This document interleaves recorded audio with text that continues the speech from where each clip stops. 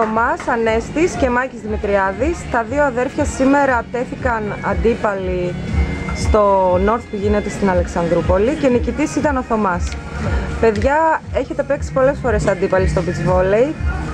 Πώς ήταν η σημερινή σας αναμέτρηση? Για πες. Εντάξει, ήταν τυχερός, κέρδισε μια φορά, έπρεπε να κερδίσει. Εντάξει, μια φορά έπρεπε να κερδίσει και αυτό το παιδί. Ήταν πολύ καλό παιχνίδι και τα παιδιά παίξαν πάρα πολύ καλά, αλλά εμείς πολύ καλύτερα. Όχι, όντως έχει δίκιο, ο Θωμάς έπαιξε καταπληκτικά, το άξιζαν και συγχαρητήρια. Κύριε Δημητριάδη, πώς σας φάνηκε σήμερα που είδατε τους γιους σας για άλλη μια φορά αντίπαλους? Είναι το μοναδικό παιχνίδι αυτό που παίζουν μεταξύ τους που δεν έχω άγχος. Γιατί ξέρω ότι κάποιος θα κερδίσει Δημητριάδης, οπότε έτσι είμαι χαλαρός. Όποιος και να κερδίσει, το ίδιο είναι για μένα.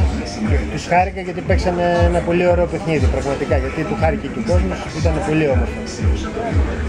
Θωμά και Ανέστη, επιστρέφετε στα North, εσύ Θωμά, μετά από 2 χρόνια. Μα έπαιξε ο Θωμάς στην Περαία.